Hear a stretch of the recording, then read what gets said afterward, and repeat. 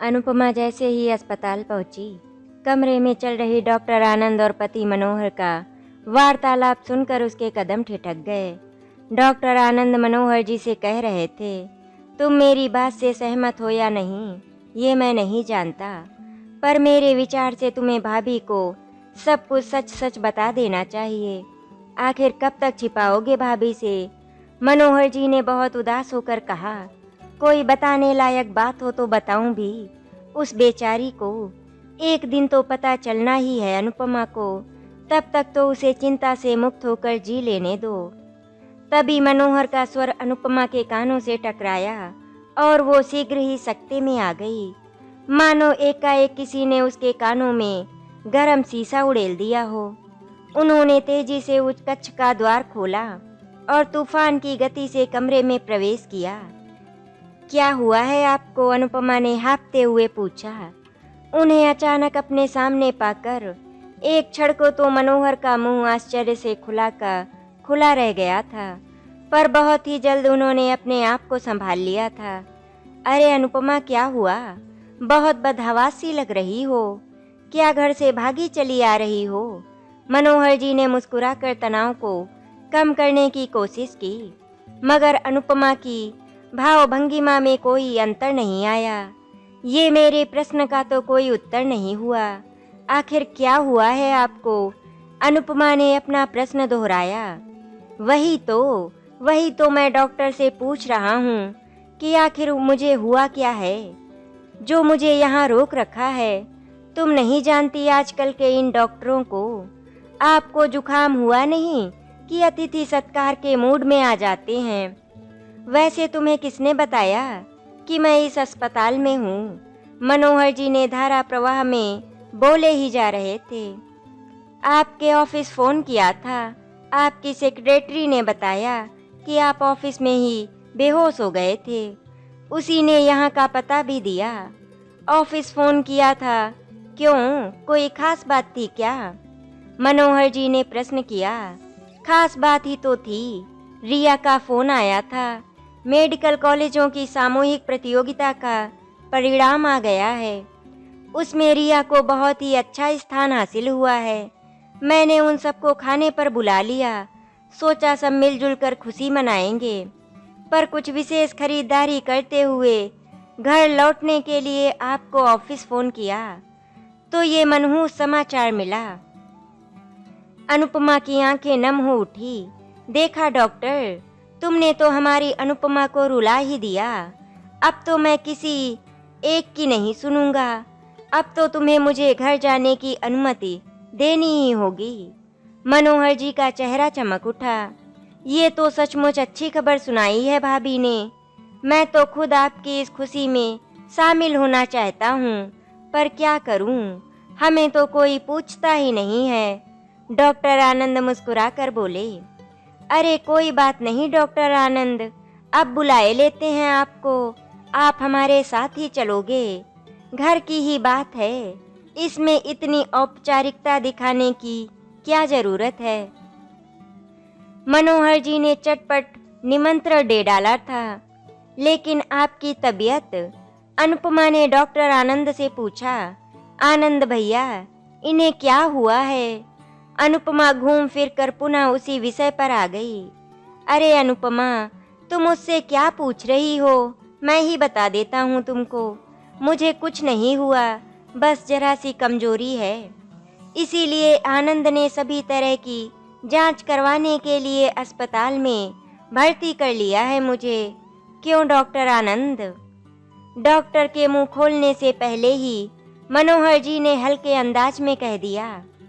लेकिन अनुपमा ने अपना दिमाग चलाया। मैंने कमजोरी में बेहोश होते तो किसी को नहीं देखा। अनुपमा अब भी अस्वस्थ नहीं हो पा रही थी। लो, इनकी सुनो अब। मनोहर जी ने नाटकीय अंदाज में डॉक्टर आनंद की ओर इशारा करते हुए कहा। अमेरिका के पूर्व राष्ट्रपति अपने कार्यकाल के दौरान जापान की यात्रा पर गए थे। वो तो ठीक उस समय अपने होश खो बैठे थे जब उनके स्वागत में भोज का आयोजन किया गया था। फिर मैं तो बेहद साधारण सा इंसान हूँ, मेरे बेहोश होने पर तुम्हें आपत्ति क्यों? क्यों डॉक्टर? कहते हुए मनोहर जी ने ठहाका लगाया। हाँ, ठीक तो है। बेहोश होना और फिर होश में आना तो हमारा राष्ट्रीय खेल होना चाहिए। डॉक्टर आनंद ने उनकी हाँ में हाँ मिलाई।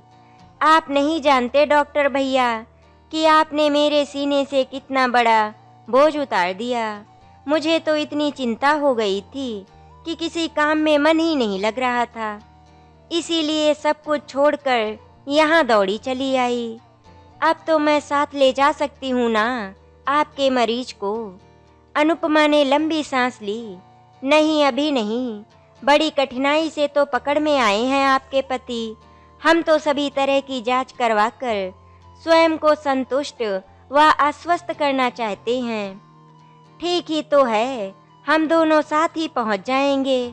तुम चलो अनुपमा, अतिथियों के स्वागत सत्कार का विशेष प्रबंध भी तो करना है। अच्छा, तो मैं चलती हूँ, अपना ख्याल रखिएगा। सच कहती हूँ डॉक्टर भैया, अपने स्वास्थ्य की तो इन्हें जरा सी भी चिंता नहीं है। आप दोनों समय से पहुँच जाइएगा। ऐसा ना हो कि मेहमान आ जाएं और हम आपकी राह देखते रहें। अनुपमा चलने का उपक्रम करती हुई बोली। अब अनुपमा के जाते ही डॉक्टर आनंद के मुंह से निकला। कुछ क्षण तक दोनों खामोश रहे। फिर मनोहर जी बोले, तुमने तो उन आकर्षक आंखों के सपनों की उमंग देखी थी आनंद। तुम ही कहो, कैसे उस सपनों के घरौंदे को तहस नहस कर दूं। मनोहर जी का उत्तर सुनकर डॉक्टर आनंद चुप रह गए। फिर कुछ सोचकर बोले, देर सवेर तो उन्हें बताना ही पड़ेगा। जरा सोचो, इस भयंकर बीमारी की बात उन्हें किसी और से पता चली तब क्या होगा। वैसे भी उन्हें बता देना ही उचित होगा। कम से कम वो स्वयं को संभाल तो लेंगी। ये मत भूलो कि उनके सामने जीवन की सबसे बड़ी परीक्षा की घड़ी आई है। शायद तुम ठीक कहते हो। वैसे भी तुमने तो मुझे लगभग 2 साल का समय दिया था और अब तो 3 साल पूरे होने जा रहे हैं। अब तो केवल चंद सांसें ही बाकी हैं। अतः अनुपमा को सब कुछ बताकर मुझे अंतिम विदाई की तैयारी शुरू कर लेनी चाहिए। मनोहर जी का स्वर भर्रा गया था। ना चाहते हुए भी आंखें भर आई थी। डॉक्टर आनंद और मनोहर जी जब घर पहुंचे तो वहां उत्सव जैसा वातावरण था। रिया तो पिता को देखते ही उनके गले लग गई थी। मुझे तुम पर गर्व है मेरी बच्ची। मनोहर जी की आंखों में खुशी के आंसू थे। आपको अपनी बेटी पर गर्व है तो हमें अपनी पुत्रवधू पर, रिया के ससुर ने कहा। दोनों परिवारों का उल्लास देखते ही बनता था। हंसते गाते नाचते कब आधी रात बीत गई किसी को पता ही नहीं चला। अब मनोहर जी बेहद कमजोरी का अनुभव कर रहे थे। अतः चुपचाप एक कोने में कुर्सी पर बैठे अपने जीवन के उन अमूल्य क्षणों का आनंद ले रहे थे। डॉक्टर आनंद काफी देर पहले ही विदा लेकर जा चुके थे। मनोहर जी अपने ही विचारों में खोए थे। क्या बात है पापा, बहुत थके हुए लग रहे हैं। तभी अपने बेटे कार्तिक का स्वर सुनकर चौंक पड़े। ठीक हूँ बेटे, आजकल तो तुम्हारी सूरत देखने को तरस जाता हूँ मैं। बहुत नाराज हो क्या मुझसे पापा? मनोहर जी ने बहुत थके हुए स्वर में पूछा। नहीं पापा, ऐसा कुछ नहीं है। नई नौकरी है, बहुत व्यस्त रहता हूँ, इसीलिए शायद आपको ऐसा आभास हुआ होगा। मैं समझता हूँ बेटे, हम तो चेहरा देखकर मन की बात भांप लेते हैं, पर मेरी दुविधा तुम नहीं समझ सकोगे और ना ही मैं तुम्हें समझा सकूंगा। बचपन से ही तुम्हारी उच्च शिक्षा के लिए तुम्हें विदेश भेजने की इच्छा थी, पर कुछ नहीं हो सका। सारे सपने टूट गए। मनोहर जी अपनी ही रौ में बहे जा रहे थे। पापा, मैं सब समझता हूँ। क्या मैं नहीं जानता कि रिया के विवाह में आपको कितना खर्च करना पड़ा था? रही विदेश जाकर पढ़ाई करने की बात, तो मैं अपनी इच्छा बाद में भी पूरी कर सकता हूँ। रिया ने पिता को आश्वस्त करना चाहा। पिता पुत्र के वार्तालाप के बीच ही रिया, उसके पति तथा अन्य परिजनों ने विदा ली। अनुपमा रिया उन्हें दरवाजे तक छोड़ने गए। मनोहर जी को लगा कि अतिथियों को छोड़ने उन्हें भी दरवाजे तक जाना चाहिए, लिहाजा वो धीरे धीरे उठे, मगर स्वयं को संभाल ना सके और वहीं पर गिर गए। उधर रिया और उसका परिवार जा चुका था। उन्हें छोड़कर अंदर आते हुए अनुपमा और कार्तिक ने मनोहर जी के कराहने का स्वर सुना तो लपक कर अंदर पहुंचे। क्या हुआ पापा?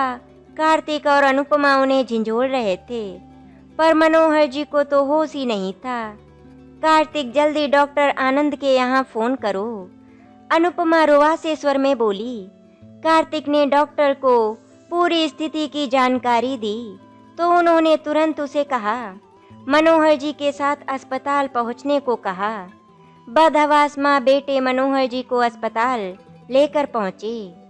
क्या हुआ डॉक्टर भैया?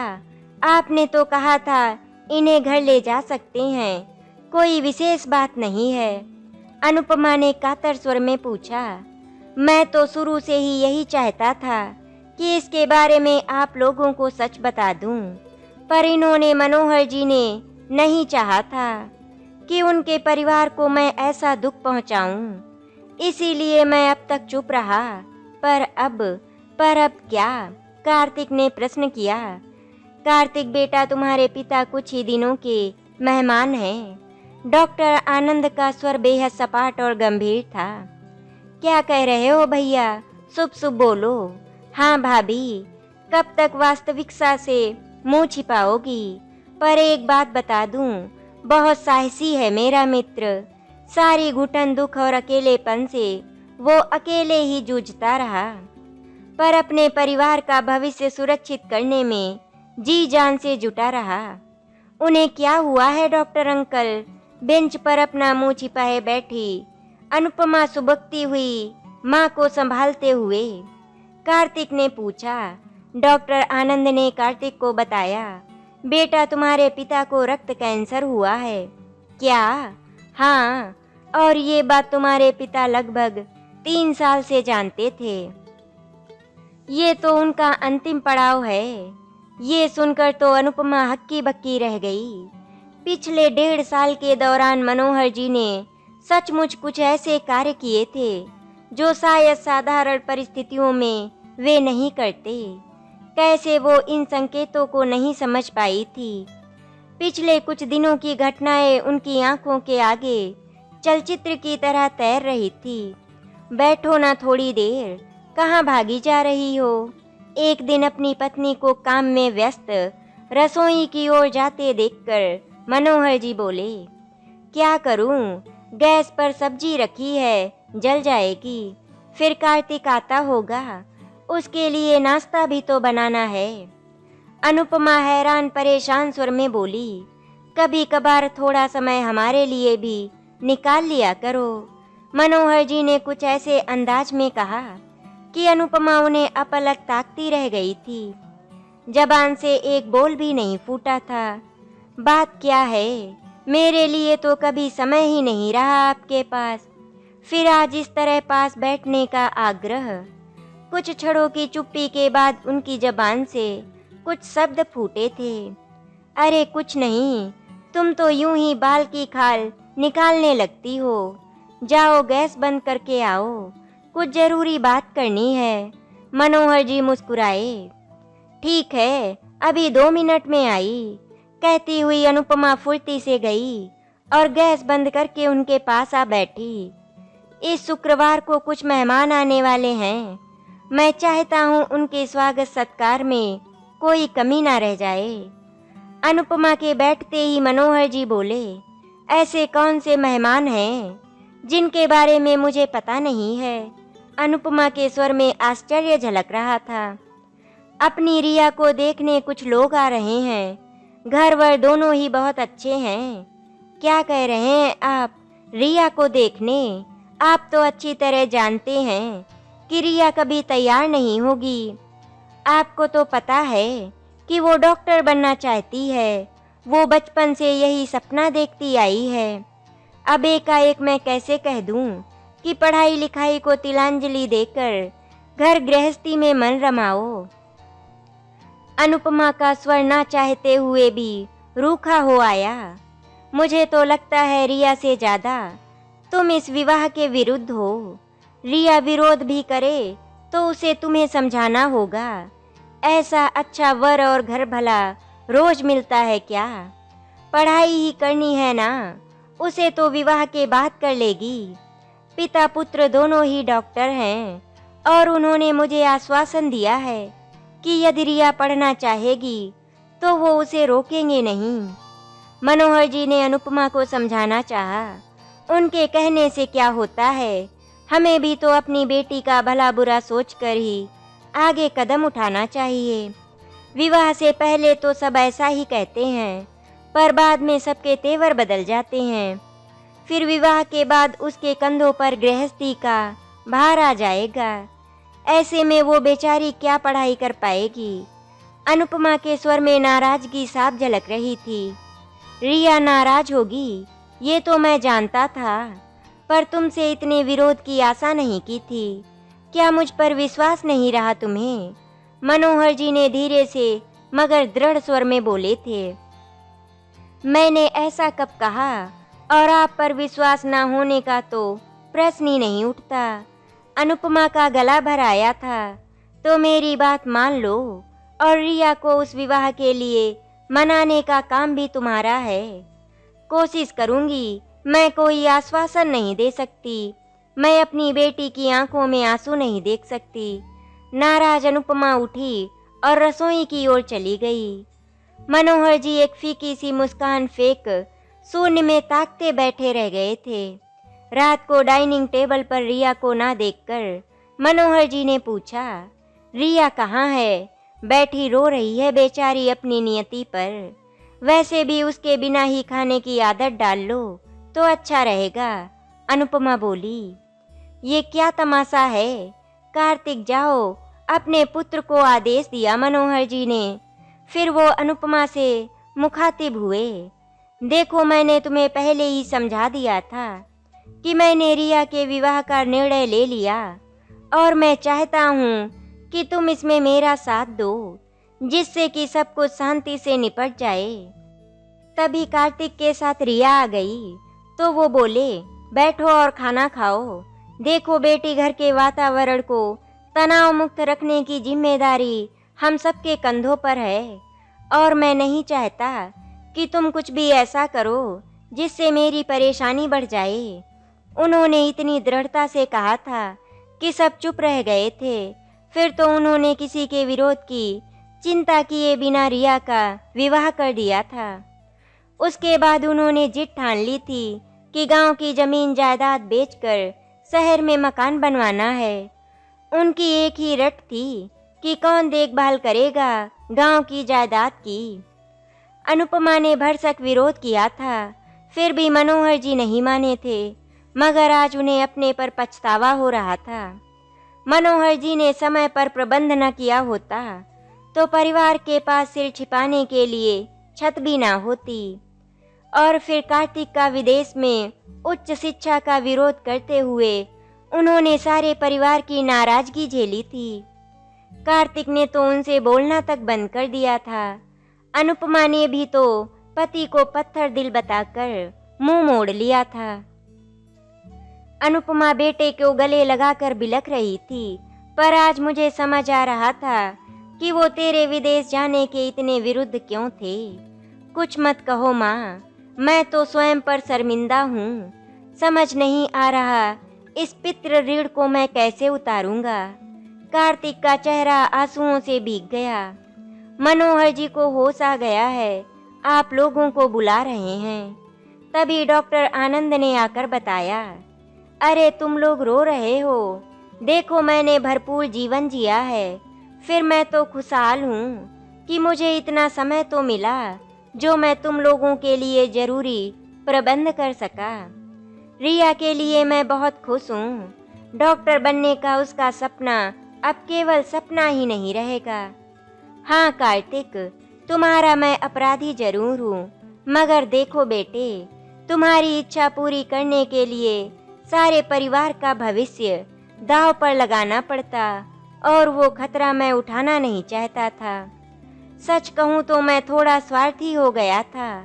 मैं नहीं चाहता था कि मेरे बाद तुम्हारी माँ अकेली रह जाए। मनोहर जी का स्वर इतना धीमा था मानो कहीं दूर से आ रहा हो। पापा, मुझे और शर्मिंदा मत कीजिए। आशीर्वाद दीजिए कि मैं भी आपकी तरह साहसी बन सकूं। कार्तिक उनका हाथ अपने हाथों में थामते हुए बोला, बेटा, तुम्हारी माँ के लिए मैं कुछ विशेष नहीं कर सका। उसका भार मैं तुम्हारे कंधों पर छोड़कर जा रहा हूँ। और अनुपमा, वादा करो तुम रोओगी नहीं। याद रखना, मुझे आंसुओं से नफरत है। कहते हुए मनोहर जी ने शांत होकर हमेशा हमेशा के लिए आंखें मूंद ली। अनुपमा और कार्तिक अपने आंसुओं को रोकने का प्रयत्न कर रहे थे। आशा करती हूँ आपको हमारी कहानी अच्छी लगी होगी। अगर आपको हमारी कहानी अच्छी लगी तो वीडियो को लाइक एंड शेयर करें, चैनल को सब्सक्राइब करें। वीडियो देखने के लिए आपका धन्यवाद।